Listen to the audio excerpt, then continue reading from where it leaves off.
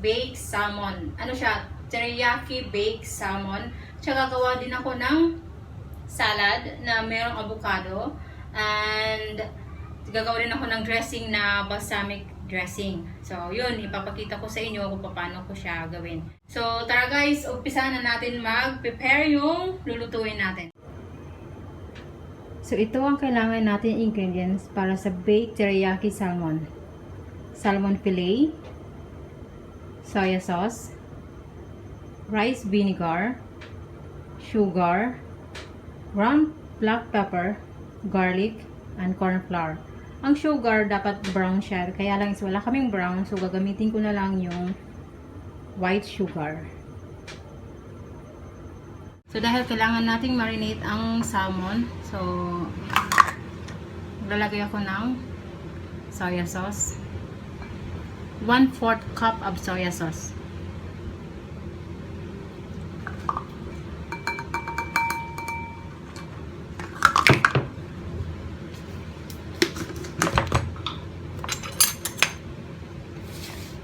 Two tablespoons of sugar.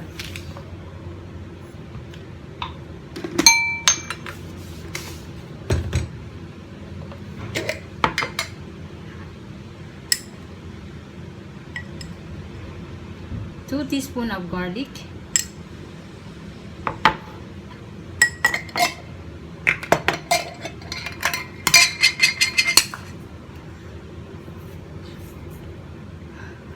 Ground black pepper.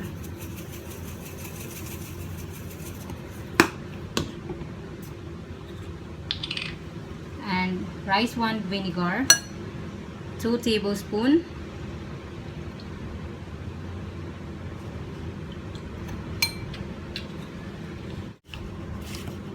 Then 1 teaspoon of corn flour. So ngayon naman i-mix siya. So ayan na po siya. So ngayon naman ang fillet, ilalagay ko siya dito.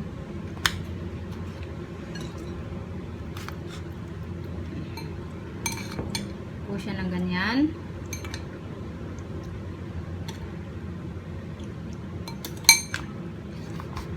Kailangan siya naka-marinate siya.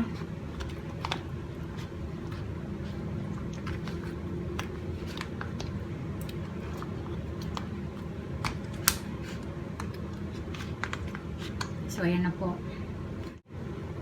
May tira ko dito para pag i-bake mamaya yung salmon, ilalagay ko to siya. So, ngayon guys, okay na po siya. So, imamarinate natin siya ng 1 hour. Kung gusto pa niya ng matagal, okay lang. Pero, dahil para sa dinner to, so, siguro 1.5 hours lang siya may imamarinate. So, ilagay ko muna siya sa fridge. So, ngayon naman guys, is gagawa ko ng dressing para sa salad ko. So, kailangan ko ng olive oil. 2 tablespoons of olive oil. Or 3.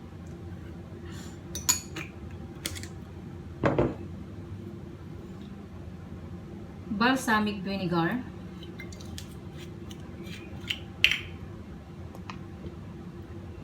2 tablespoons.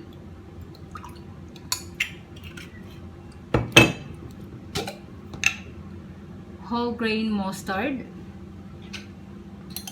2 teaspoons.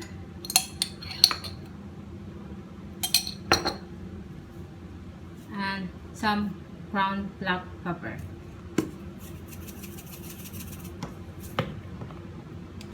Ang tawag dito is balsamic dressing. Mix siya. Naglaglag natin na yung asin.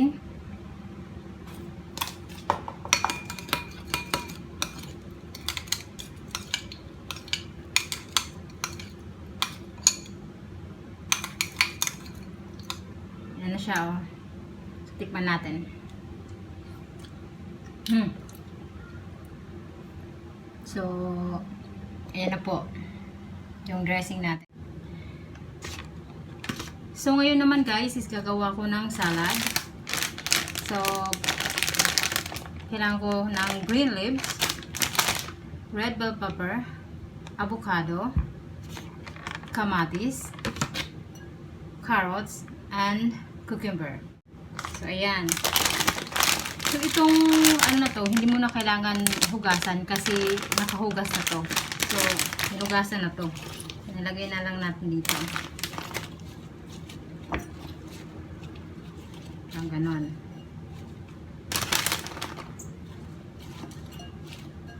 Ito yung siya. So, ngayon naman, ito. Yung carrots. Balatan lang natin ng konti. Hiwain natin ng tapos slice natin ng ganito manipis.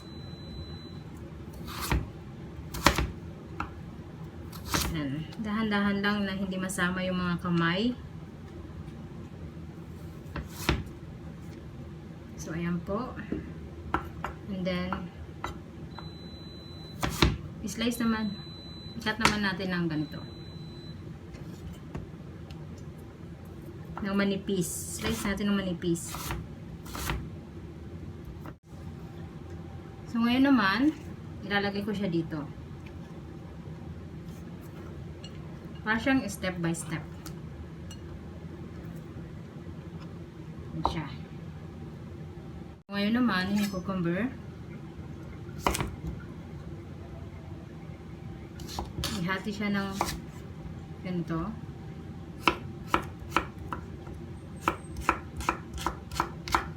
Yan.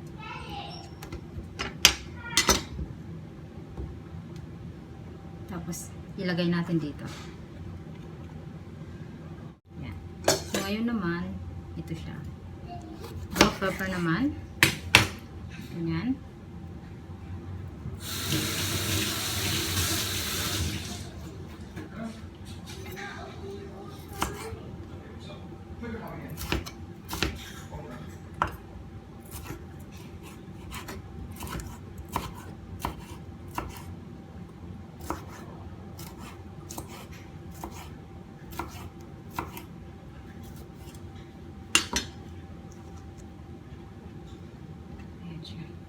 I-cut natin ang ganyan. Tapos spread natin yan dito. Ngayon naman is yung kamatis. I-cut lang natin ang ganito.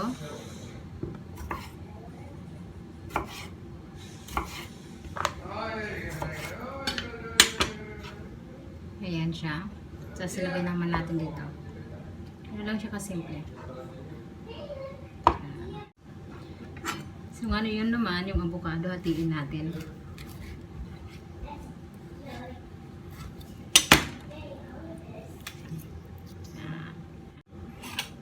Yan.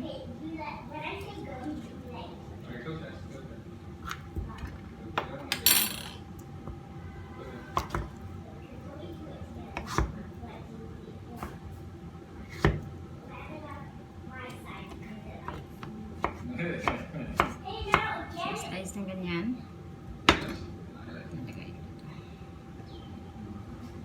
That's it. So, ayan. Ready na po yung salad natin. So, ayan. Na-marinate na natin yung salmon. So, ilalagay ko siya dito.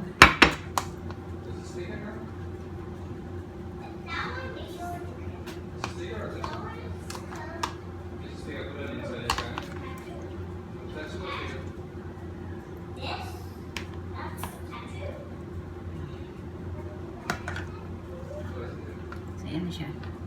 So, ibibig natin siya sa oven. Prinihit ko na po yan ng 200 degrees Celsius. So, ngayon, siya ng 20 minutes. Ibibig siya ng 20 minutes. So, ngayon naman, yung natirang sauce kanina, yung pang-marinade. So, ano ko naman dyan. Hanggang mag-thick siya yung sauce. So, parang ganyan siya. So, ayan. Okay na po siya. Mamaya, ipapahid natin siya sa salmon.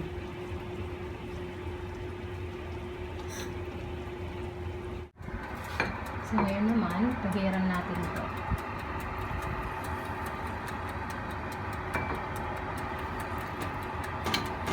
So ayan na po yung ano natin, yung teriyaki. Lagyan natin ito. Black seeds. Ito. Baked salmon teriyaki. Baked teriyaki salmon. So ayan guys, yung salad po natin. At saka yung balsamic dressing. So, yan, madali lang po siyang gawin.